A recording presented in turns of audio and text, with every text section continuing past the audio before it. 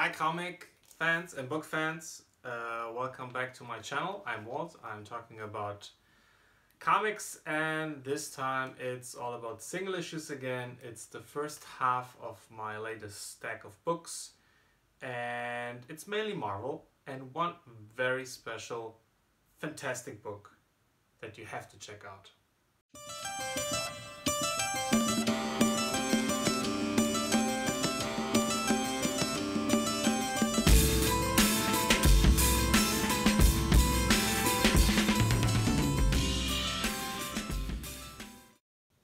Alright, then let's get into it. I will start with the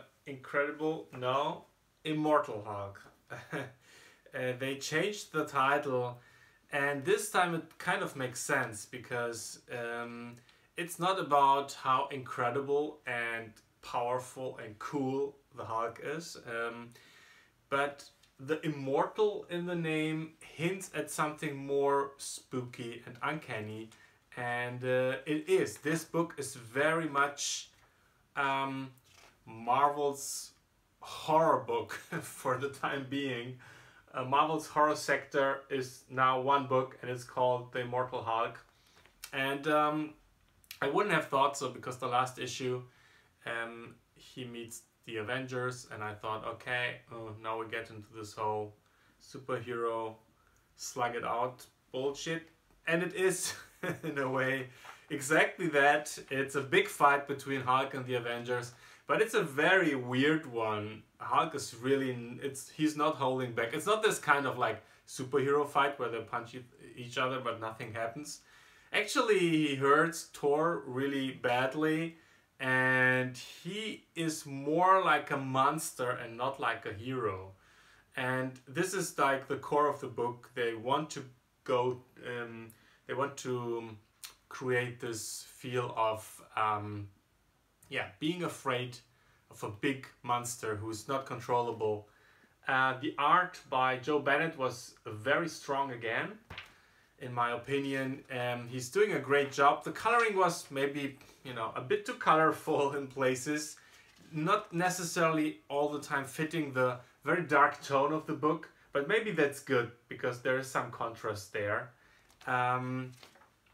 It was really strong. It had a lot of really eerie moments, like here when he's fighting She-Hulk, and you can see here there's not much she left in She-Hulk, and that's because she's also turning into this monster. And this is the mystery of the book. What is the darkness at the heart of the Hulk? And the last page, man, I was like literally saying, oh shit. I was just saying it. I was like, what the fuck? Great book. I was a bit on the fences with the last one, but this sucked me right back in, really, really strong. And it continues really strong with the Peter Parker Spectacular Spider-Man 310. It's written and drawn by Chip Zdarsky, with the art, with the colors by Chip Zdarsky, I guess. There is no colorist named here. It was super good. It was just like what to expect from a Spider-Man book. It's also Zdarsky's farewell letter to the character. He's moving on. We don't know if he's still working for Marvel. I think there are some things announced. One Defenders one-shot he's writing, but I'm not sure if he's still with Marvel right now.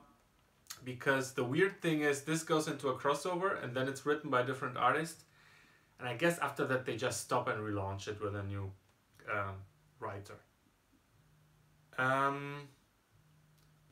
Sorry for the interruption. Something is vibrating here. It must be a smartphone, but it can't be mine because I'm recording with my smartphone, which is super creepy, but whatever. Alright, so yeah, back to Zdarsky. He did a great job here. It's hitting all the emotional sweet spots that the character offers. He's a very he's just like your friendly neighborhood Spider-Man who wants to help people, but not always does his helping provide the best results. And in this case, it provides a rather tragic one. And yeah, it was really touching and really sincere, and a great Spider-Man book. It's weird because Dan Slott was leaving Spider-Man, and his last issue was one of the best Spider-Man stories that I've read in a long time. And this year too, it seems that the writers really excel on Spider-Man when they have to leave him behind, which is kind of a sad thing. The way the Starsky works with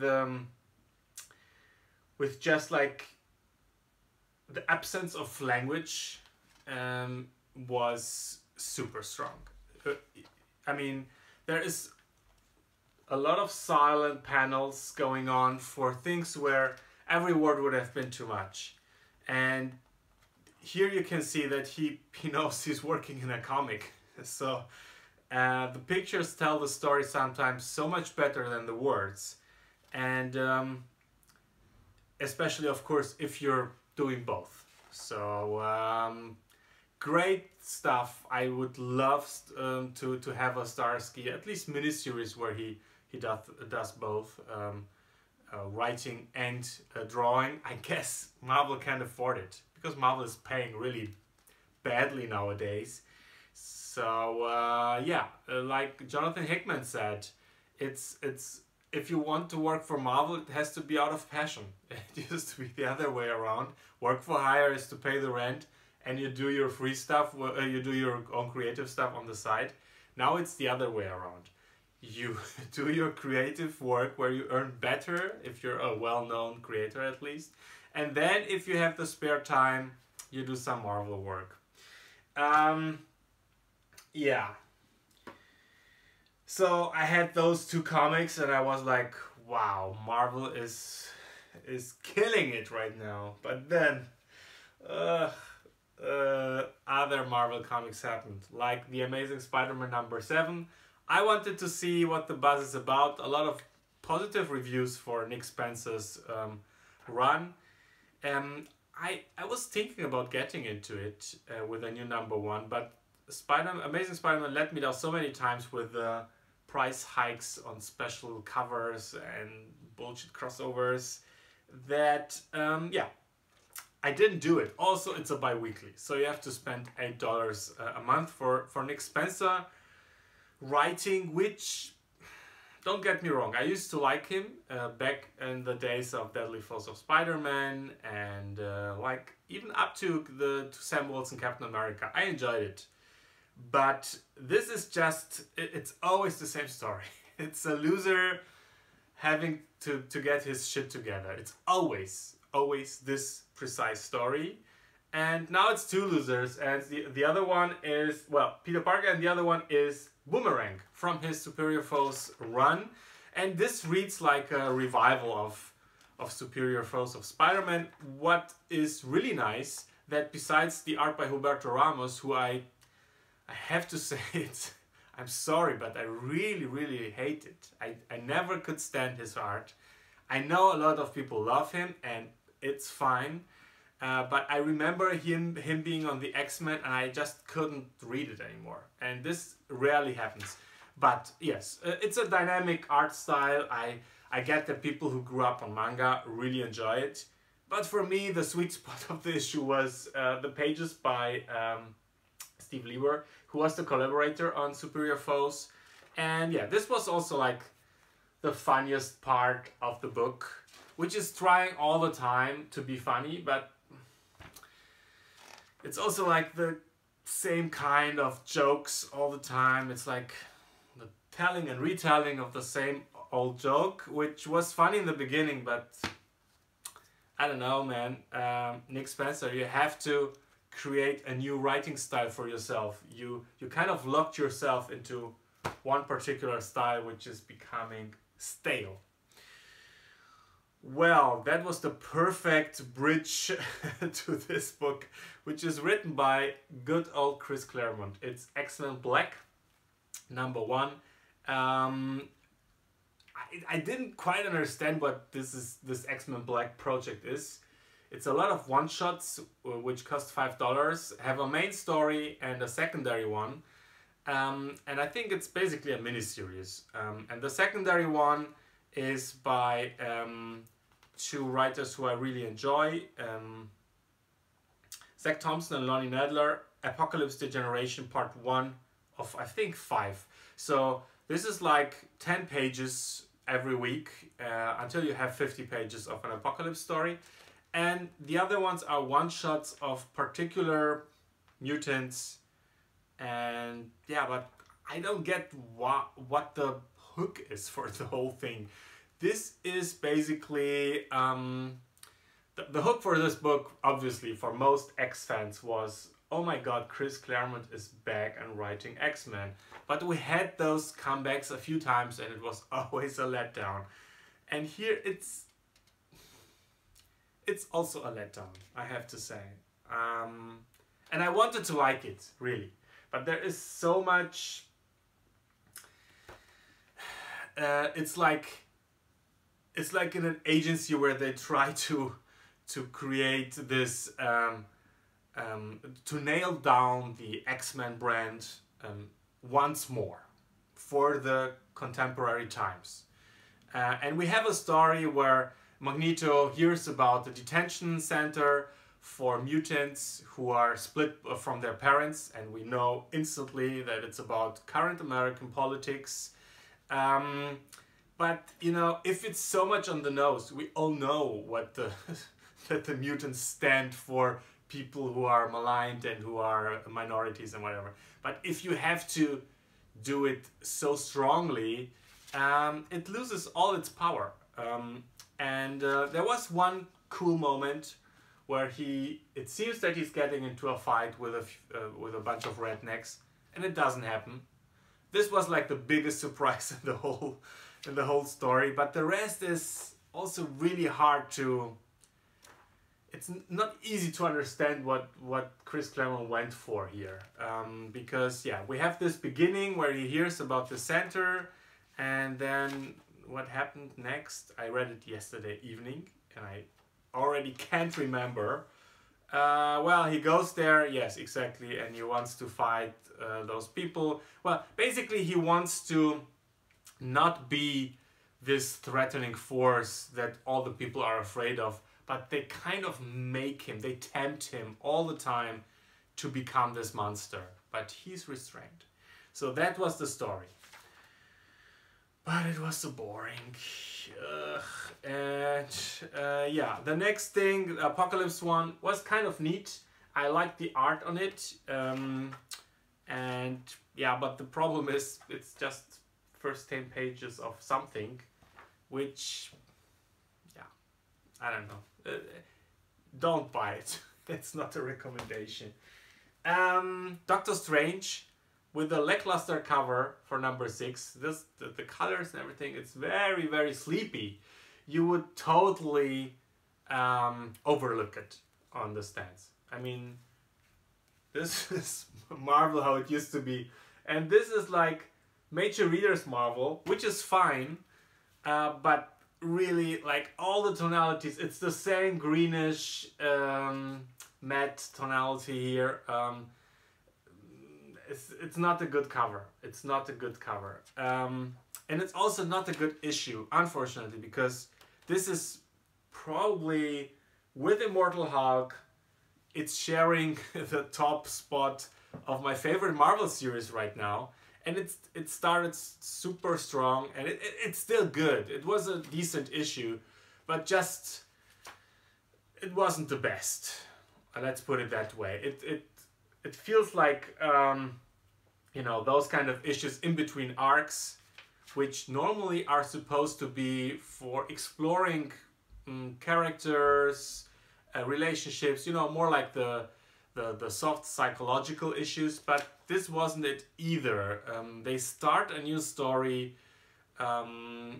where you need kind of, maybe you need it. I didn't quite understand what's going on. There is an apprentice he used to have, and she's coming back, and she's now like behaving like a villain, and then he calls upon some demon, but this demon is also dead, and there's another demon, so it's super complicated. And I was asking myself, well, should I have known some of this lore to enjoy it more? But it can't be right to have a number 6 where you have to read the second previous volume of the series to enjoy it. So I will stick with it because I really like it. And Mark Waid's writing is really good and funny. He's a funny writer. But I hope it picks up with the next issue. Okay. This is True Believers, a Marvel initiative which is fantastic, where you get to buy like super old classics of Marvel. Well, we'll see about the classic thing right away. For $1. I mean, the printing is not very good, but it's not very good on their main books either, so who cares? And it's fun. I mean, what if the Avengers have been formed in the 50s? And I can remember that I read this as a kid in a German edition, and well, it's like what ifs are supposed to do. It's like, wow, that's a crazy idea. Imagine them starting out in the 50s. Wow. And yes, you have probably the most ugly designed superhero of all times, 3D man, yeah, assembling a group of heroes, and this takes like forever. They're like, I don't know, it's written by Donglad, but I think it was written by his 10-year-old son. I'm pretty sure. And I really hope he paid him not too well, because even a 10-year-old would have written a better story if I mean, look at this. It's full of dialogue, it's full of text, it's full of information, and nothing, there is no payoff. It's just like coming from all sides. Every character has a backstory, everything is explained, but nothing fits to a whole. It's really, really, really bad writing, and it's so goofy and so stupid that it can't be a mistake. So I think even then, I don't know, in the late 70s or something, let me check. Do they write when this was published? No, there is no mention of the publication year. But I guess even back then it must have been stupid. Also, let's add to that Yellow Claw, the most racist Chinese character ever created, is part of this book. So yeah, you have all those really, really bad tropes of old comics, and super heavy on information for no particular reason. You can just skip it, and you can read it or not read it. It's basically the same for the story. Yes, and the story is, Yellow Claw wants to take over the world, and the heroes assemble, and he doesn't succeed. Spoiler. But, you know, it's very colorful. That's nice. Next up is What If, because it's What If month. Marvel is doing these themes now, where they release a lot of one-shots with a particular theme. And this month was What If month. And this is the X-Men by Brian Hill, who I raved about because of his detective run and also like other stuff that I've read by him, which was pretty cool. And this is like cyberspace X-Men, and they're not X-Men, they're X-Men. You get it? Which is okay. It's also okay to rip off the Matrix design here. And all those cyberspace tropes, everything is okay as long as you do it properly. But this story was really hard to understand. It was really, which is normal I think for cyberspace stuff, because you have different realities, and it's also really hard to tell it through images, you know. It's much easier to write it. So there is a whole genre of cyberpunk and sci-fi, but it's much harder to visualize it in, and if you do it, it's always like a second reality kind of scenario, like the Matrix. But if in this virtual reality, like in the Matrix, people, like the bad guys, the robots, the viruses, they talk to each other to communicate with each other, you know that it's made up bullshit. It has nothing to do with what a digital existence would feel like. And yes, it's obvious that Brian Hill is not an expert in the field of hacking or whatever, because there is here a thing which was really, it gives it away somehow. Well, Eric Lancer, Magneto, is now this guy who has built this virtual reality kingdom for his mind, and the password for the hack entry was Asteroid M. I mean, why not 12345 for a password? It's really embarrassing. And you know, I mean, if you read this, nobody in his right mind, and especially not someone who's like this tech whiz, would put this kind of password for his fortress in the virtual reality. So it's obvious that this is bullshit. And if you then turn the page and you have like Ghost in the Shell, or I don't know what's going on here. So it's just a random assemblage of cliches from this whole cyber thing world, and yeah, also like the art, I don't know. Yeah, it was really bad. Please skip it. I just didn't understand the hook for the book and why it is in existence. Next up is Venom, number 7, by Donny Cates, Ryan Stegman. Really? That was Ryan Stegman? No, it wasn't. Probably Ryan Stegman is the artist on the cover, but he shouldn't be named first. Ivan Coelho is the artist. Oh, he's not even on the cover. Weird. Okay, whatever. Little mistake, not that important. I really like the art. It was pretty good. The whole issue is one long interrogation, and the storytelling idea for it is fantastic. So the interrogation starts, and then it's slowly revealed that a large chunk of story or of memory is lost from Eddie Brock's mind. So the concept is great, but it takes a whole issue to you know, to get to this point. And normally this should be like 4 or 5 pages. This should be the exposition part, and then we get into the action, and then there is a call to adventure and something is happening. Not so much here. So it's a lot of back and forth, and then we get little bits from what happened in between. And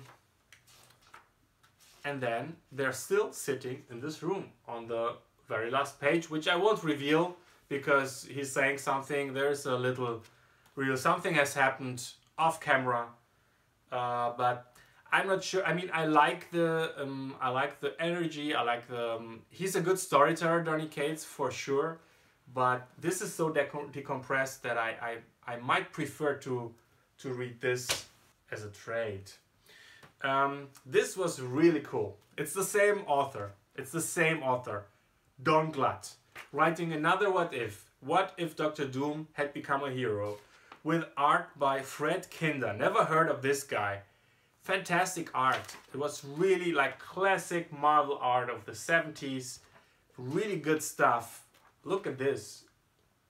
Great stuff. And it was a really cool story about how Dr. Doom, even if he would have become a hero, he's so much haunted by his past. He's damaged inside. There is something which has turned him evil but it's very well explained. The psychology of the character and everything that goes with it, the decisions that come out of it. It's super well written. It's just a very well written book, and I would totally recommend to get it for $1. It's really cool and super well drawn, and it's also pretty long.